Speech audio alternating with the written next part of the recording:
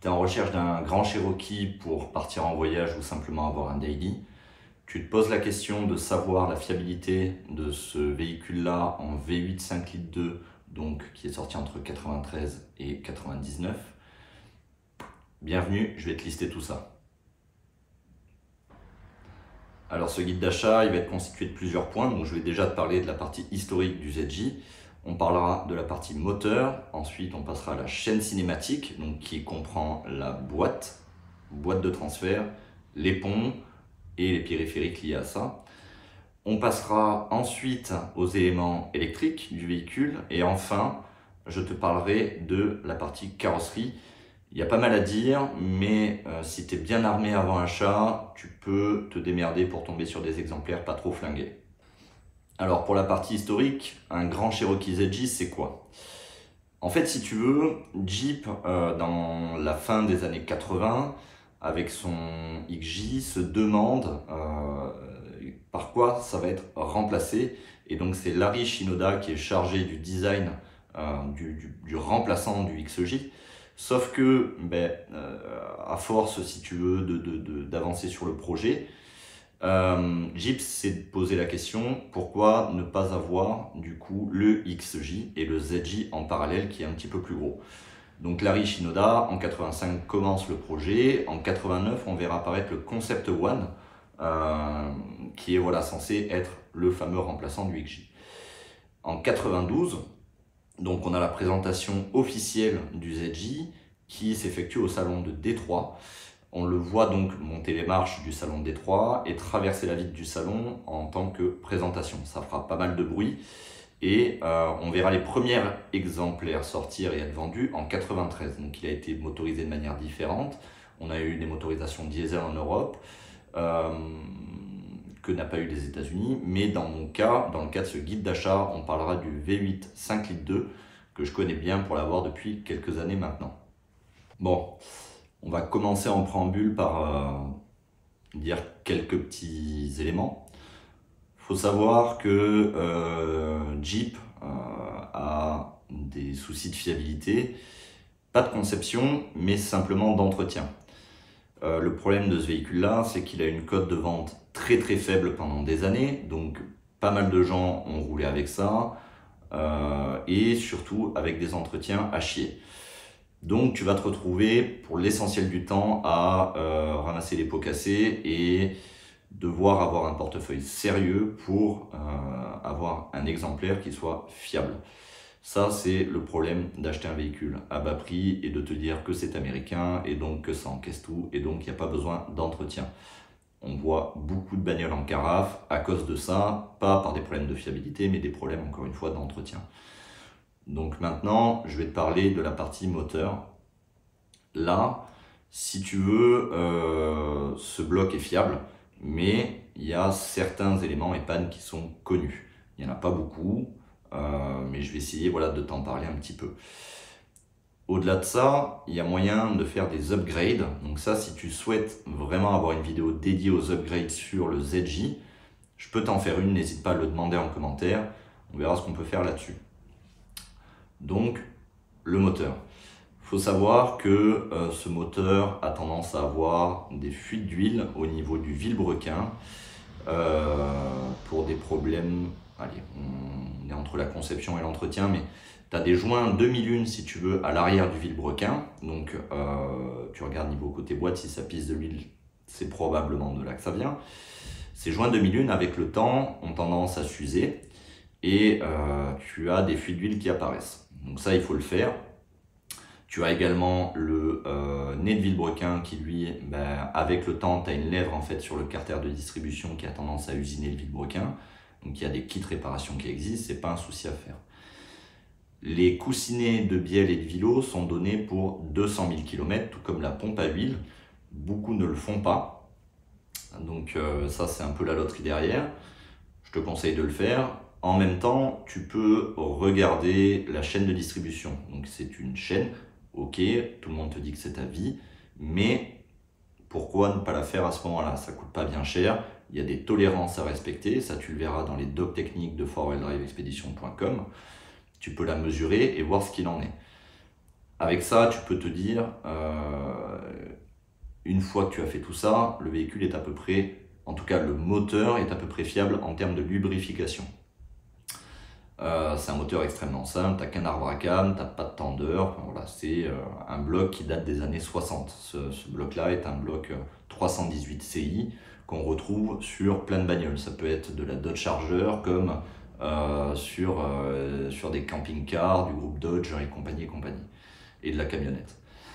On pourra évoquer des soucis de refroidissement, enfin en tout cas on voit souvent des soucis de refroidissement qui n'en sont pas finalement, parce que c'est pareil, le liquide de refroidissement, on a tendance à le vidanger généralement tous les 2 ans, la pompe à eau elle est à faire.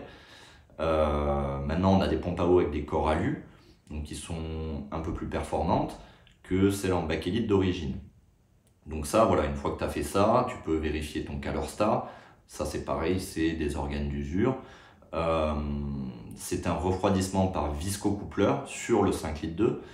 Donc ça tu peux le vérifier aussi, de manière à ne pas avoir de problème de chauffe. Ensuite, si tu veux, en partie refroidissement, alors ça va naviguer entre la boîte et le moteur, mais tu as un échangeur à plaques au niveau du radiateur pour l'huile de boîte et le liquide de refroidissement. Il faut savoir que l'huile de boîte elle est refroidie par un radiateur qui est un peu trop petit, donc ça c'est vraiment un vrai problème de conception, ce qui a tendance à faire chauffer l'huile et donc tu réchauffes forcément ton liquide de refroidissement et ça peut poser des petits problèmes de chauffe. Voilà de ce côté-là. On parlera d'un vrai problème de conception par contre, donc ça c'est une panne qui arrive régulièrement et que tu peux vérifier avant achat, c'est le joint plénum. Donc en fait tu as la pipe d'admission. Et sous cette pipe d'admission là, pour la couler, si tu veux, tu as une autre plaque avec un joint entre les deux. Ce joint là, avec le temps, forcément il commence à vieillir, parce qu'on n'arrive pas loin des 30 ans d'âge, il a tendance à se dégrader. Quand ce joint casse, tu as donc l'air de l'admission qui passe dans le haut moteur, et ça tu peux le vérifier en tirant le puits de jauge ou en ouvrant le bouchon de remplissage d'huile. Si tu as une hausse du régime moteur, tu peux te dire que ce joint est flingué. Le joint ne coûte pas bien cher, il y a un petit peu de démontage à faire, mais c'est accessible à tout le monde. Tu peux créer une plaque renforcée pour remplacer cette plaque d'origine et ça se fait très simplement. Sur cette pipe d'admission, qui va donc aussi sur la pompe à eau, tu as un joint, une durite coudée qui est bien caché, qui a tendance avec le temps pareil à casser et tu te retrouves avec une fuite de liquide de refroidissement sur la partie avant, donc au niveau de la pompe à eau, et ça c'est un petit peu chiant à déceler dans le sens où tu te demandes d'où ça vient et cette durite peut être concernée. Voilà du côté moteur. Maintenant on va passer côté chaîne cinématique. Donc la chaîne cinématique, comme je te l'ai dit, ça comprend la boîte de vitesse, la boîte de transfert, les ponts, les tirants, enfin voilà, tous les organes liés à la transmission et à la direction. Là, si tu veux, côté boîte, on a été monté sur les phases 1 en 46 RH, donc à pilotage hydraulique, et à partir des phases 2, c'est de la 44 RE ou 46 RE à pilotage électronique. Donc 46-44, pourquoi? Parce que le dernier chiffre correspond au nombre de newton-mètres pris. Donc la 44 c'est une boîte 4 vitesses 400 Nm, la 46 c'est une boîte 4 vitesses 600 Nm. Les 46 ont souvent été montés, si tu veux, les 46 RE ont souvent été montés quand les 44 tombaient en rade chez Jeep et que c'était repris du coup sous garantie. Pourquoi Jeep a eu des reprises sous garantie? Parce que cette boîte-là, au début, était lubrifiée avec de la Dexron 3. Et ça a posé problème parce que cette huile n'était pas adaptée à cette boîte, il y avait des problèmes de chauffe et donc les disques d'embrayage se dégradaient à vitesse grand V et on se retrouvait avec des boîtes en carafe bloquées en première, n'ayant plus de marche arrière, enfin une boîte qui patine, etc., etc. Donc Jeep à ce moment-là, si tu veux, a dû développer une huile spécifique qui est l'ATF 4+, qui est voilà, pour cette boîte-là, et tu n'as pas d'autre huile à mettre dedans. Donc ça, tu peux vérifier dans le dossier facture, qui est très important, je le rappelle. Pareil, quand tu achètes une bagnole de cet âge-là, tu dois avoir un dossier facture conséquent. Moi, j'en ai un classeur rempli. avec les kilométrages qui sont donnés. Ça, c'est important. Généralement, alors le problème, c'est que l'essentiel des mécanos qui travaillaient sur ces véhicules en Europe vidangeaient simplement le carter. Donc, ils tombaient le carter, ils changeaient le filtre, ils remontaient le carter et mettaient la différence d'huile. Sauf qu'il faut savoir que les boîtes à convertisseurs de couple, le carter va avoir à peu près 30% de l'huile de tout le circuit. Donc, si tu vidanges que le carter, tu te doutes bien que les 30% d'huile neuve que tu mets sont pollués par les 60% restants. Enfin, les 70% plutôt. Donc, il faut faire des vidanges full flush. Et les vidanges full flush, c'est quoi? En fait, ça va ressembler un petit peu comme une dialyse. Donc, tu vas venir débrancher au niveau de ton radiateur ton retour d'huile boîte. Tu mets à ce moment-là de l'huile neuve et donc à la sortie radiateur, tu envoies ça vers le bac de vidange. Tu passes entre 15 et 20 litres d'huile pour nettoyer tout ton circuit. À partir de là, tu as une boîte entretenue pour les 50 000 prochains kilomètres. Voilà à ce niveau-là. Donc ça, c'est pareil, vérifie bien la quantité d'huile et la qualité d'huile qu'il y a dans cette boîte sur facture. Tu peux également vérifier un petit peu la santé si l'entretien a été fait en tirant la jauge d'huile qui se situe à droite du bloc moteur contre le tablier. Qu'elle soit bien rouge framboise, rouge cerise, qu'elle n'ait pas d'odeur de brûlé, qu'elle n'ait pas trop de limaille dedans. Ça te donnera un petit peu une idée, si tu veux, de l'entretien de cette boîte-là et de l'entretien général du véhicule. Parce que c'est souvent un point noir et c'est là où tu t'apercevras de savoir s'il y a un loup ou pas sur cette bagnole. Maintenant, la boîte de transfert, ça c'est pareil. Alors là, bon, il y a du problème de conception, mais je vais déjà te parler de l'entretien. Sur les NP249 d'origine sur ce véhicule, tu as eu les NP et les NV, tu as des viscocoupleurs, donc qui sont là pour donner la répartition de la puissance donnée par la boîte entre l'arrière et l'avant. Donc full propulsion, ou quand tu as de la perte d'adhérence devant, ben, le visco va donner de la puissance au train avant pour rattraper cette perte d'adhérence. Le viscocoupleur, tu en as eu des modèles en étanche et des modèles ouverts. Les modèles étanches, pareil, il y a une huile spécifique qui est jaune, qui n'est disponible que chez Mopar, et elle n'est pas donnée, mais c'est une pièce d'usure, donc tu auras beau l'entretenir comme il faut te dire que allez, ça a des durées de vie de 200 000 km environ, pas plus. Et une fois que c'est flingué, il faut changer le viscocoupleur, c'est une pièce entre 500 et 700 balles, donc beaucoup passent des 242, donc qui proviennent des premiers grands Cherokee 4 litres en 93, donc les premiers 6 mois de 93, ou bien sur les Cherokee en 4 litres, on en trouvait pas mal aussi. Là-dessus, alors on peut même également monter des 231, donc c'est un petit peu au choix. La 231 est plus costaud qu'une 242. Moi j'ai une 242, j'ai jamais eu de problème en faisant de la piste, en faisant un peu de franchissement, beaucoup d'autoroutes. Voilà, j'ai pas de problème. C'est des boîtes qui sont mécaniques, donc il n'y a pas trop de soucis là-dessus. Alors pour en revenir, oui, donc à ce swap de boîte de transfert, tu as à l'arbre d'entrée de la boîte de transfert une taille à respecter. Donc si tu veux être plug and play, tu prends la 249 que tu démontes, tu mesures l'arbre d'entrée, tu as 3 tailles différentes, une low, une medium et une height. Et sur la 242, tu essayes d'avoir la même longueur d'arbre avec le même nombre de cannelures, ça va de soi. À partir de là, tu changes ta boîte, tu remets la nouvelle et basta. Si l'arbre d'entrée n'est pas de la même taille, là tu peux faire un front case swap, ce que l'on appelle, que tu trouveras sur des forums à droite et à gauche. Il faut vérifier la forme des dentures, parce que pareil, tu as une denture carrée et triangulaire dans les boîtes, l'un ne va pas là avec l'autre, même si ça rentre, mais c'est pas bon pour la pignonnerie. Voilà du point de vue boîte. Les ponts, on peut en parler également, ça c'est pareil, il y a un entretien à faire, et il y a un additif spécifique Mopar pour les glissements limités. Glissements limités que tu retrouveras sur les 44, alu et acier, des phases 2, et sur les 35, il n'y en a pas besoin. Sur les phases 1, à bien vérifier aussi à la forme du carter, parce que Jeep c'était un petit peu, voilà, je monte un pont que je trouve sur le stockage, peu importe si c'est un phase 1 ou un phase 2, et voilà. L'avant, c'est un Dana 30, ça souffre un petit peu moins en termes d'usure sur des tailles de pneus d'origine. Attention que si ça commence à être des gros pneus, de la grosse Reos en 35, il faut les ménager. Ça fonctionne, mais il faut les ménager. Et là, c'est pareil, tu peux te donner des intervalles de maximum 50 000 bornes sur l'huile. Donc on y met de la 80-90 ou de la 75-140 GLS avec additif pour les liquides, pour les limited slip. À ce niveau-là, quand tu as vérifié ça, on est bon. Tu peux vérifier l'état des cylindres blocs. Ça, c'est l'usure, on ne peut pas lui reprocher.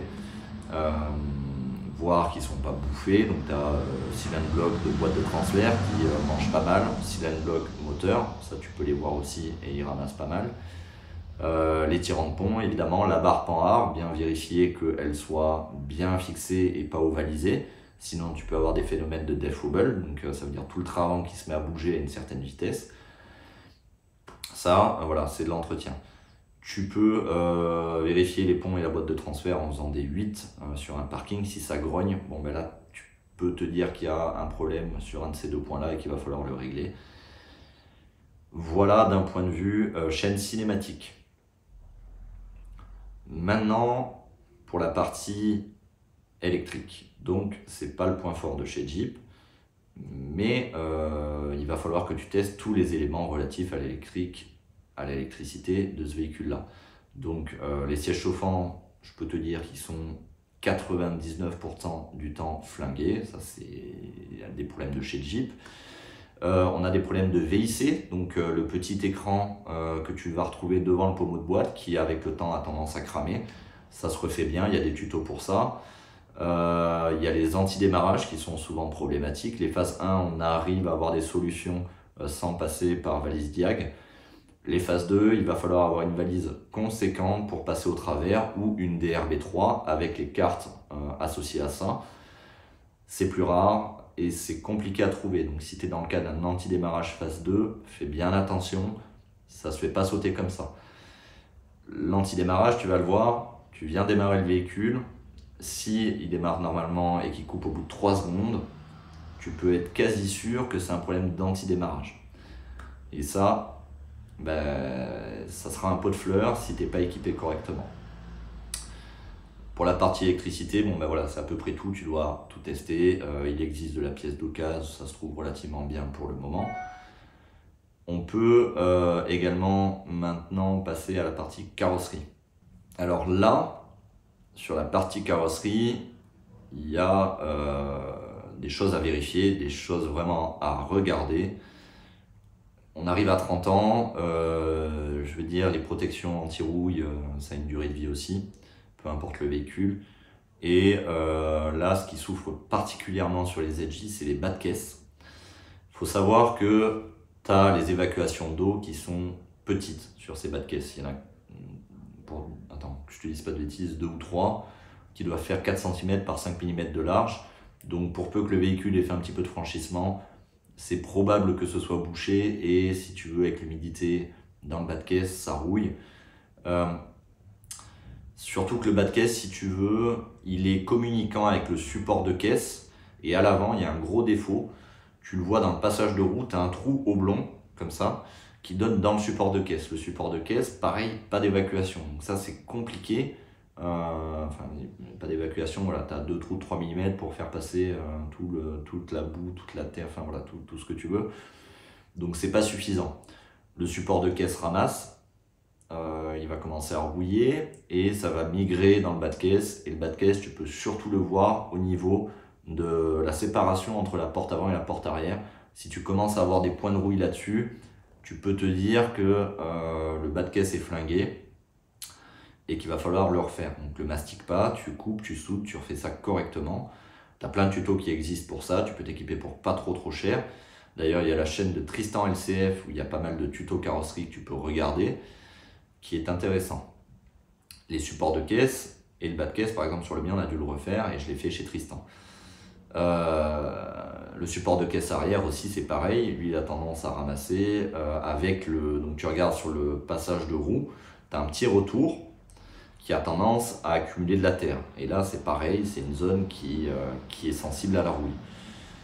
On va également pouvoir parler des ailes avant. là aussi. Alors, tu as une mousse isolante qui est positionnée dans l'aile, que tu vois derrière le garde-boue plastique. Et cette mousse, elle fait éponge. Et donc, comme toute éponge sur de l'acier, à un moment donné, ça rouille.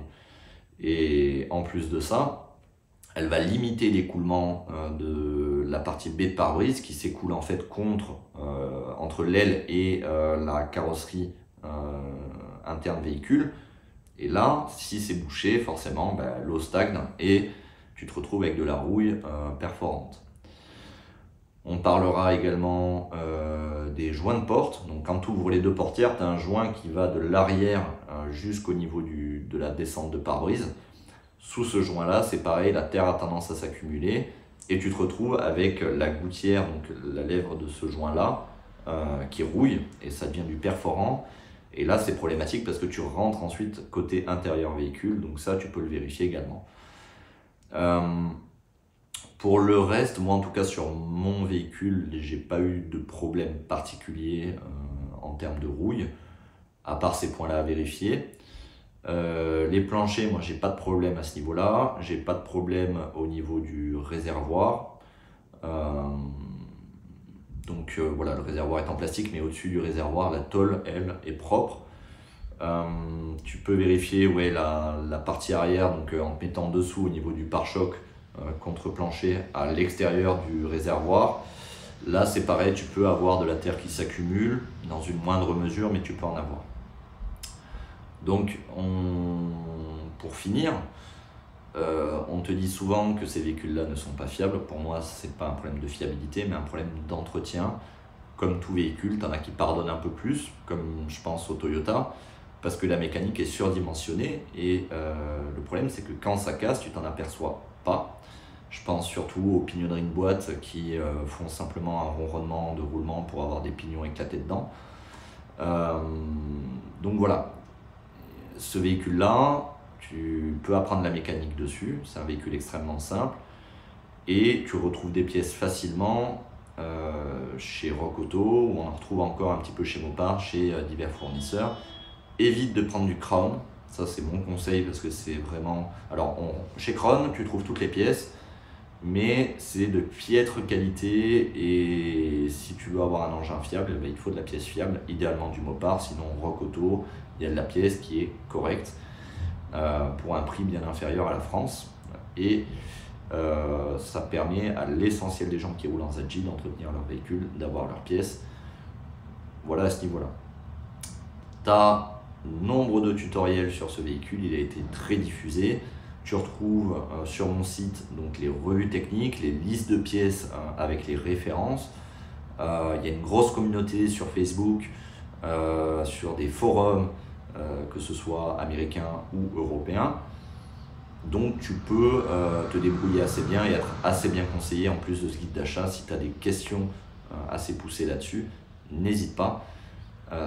Moi j'essaierai d'y répondre avec grand plaisir. Si tu veux encore une fois une vidéo sur les upgrades, n'hésite pas, j'en produirai une et on avancera comme ça tous ensemble là-dessus.